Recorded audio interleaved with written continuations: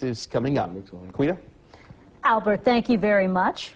Now, it's a subject on the minds of many Americans and a hot-button issue for debate, the nation's health care system. So what's happening in Washington when it comes to quality health care for all? Well, joining us this morning is Republican Texas Congressman McCaul to talk a little bit more about it. Thank you so much for being with us. Well, thank you. Well, I know all lawmakers agree that coverage should be affordable and available for everyone, but no one can really agree on a firm way to make that happen. Well, we all agree it should be more affordable and accessible to every American, and reforms need to take place. But I believe this bill is not the right way to do it. This is essentially the same bill that they dropped before the August recess. And you may recall we all went home to our districts.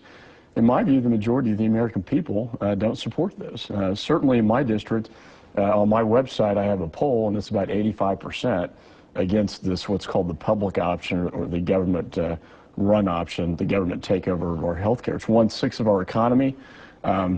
And we think there are ways to reform the system, where there's portability of health insurance, some insurance reforms, the idea of pooling across state lines, risk pooling, and the idea of providing tax incentives to small businesses and individuals to purchase health care insurance. This bill, on the other hand, it's about 2,000 pages, excuse me, it's filled with mandates, punitive measures, tax increases on small businesses and individuals at a time when really our economy can least afford it. In fact, the president's chief economic advisor, according to his model, said that this bill will cost 5.5 million jobs in the United States.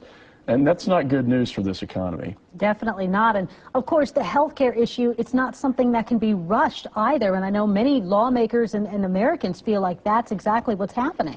I think, we feel like there's this arbitrary deadline with a gun to our head, and they're going to put it on the floor probably next week, up or down vote. I visited with all the hospitals and doctors across my district. I went to the Texas Medical Center. President of MD Anderson said point blank, this bill, this public option, government-run option, will destroy American medicine. And he said our hospitals may go out of business. And that's pretty strong language. It wasn't my language. It was language coming from the top experts in the nation. And he said, why didn't Congress talk to us? Before you pass all this huge monster of the bill, why didn't the Congress talk to us? Not one witness testified before the committee. In 1 week, it was marked up and it got out. And I think that's a fair question from the healthcare professionals and the doctors that, look, we have expertise, and why didn't Congress listen to the experts? Now, I know you're co-sponsoring H.R. 3218, the Improving Health Care for All Americans Act. Why do you think this is really a viable alternative to the Democrats' government-run option? Well, because it incentivizes the free market and the private sector to provide coverage without these punitive mandates that we find in the Democrats' bill. It also doesn't have this government-run takeover and this big federal health commission, this health czar that's going to be making all these decisions regarding our health and getting between you and your doctor. And I don't think that's what most Americans want. Our bill basically, again, provides tax incentives for small businesses and individuals to purchase it. Doesn't penalize them as this bill does. It allows insurance companies to pool risk across state lines, driving competition, driving the cost down. Tort reform, defensive medicine that's practiced. We have medical liability reform. We have a pretty good law in the United States. This would make that nationwide to drive down the cost of providing health coverage. So there are a lot of good ideas. Portability.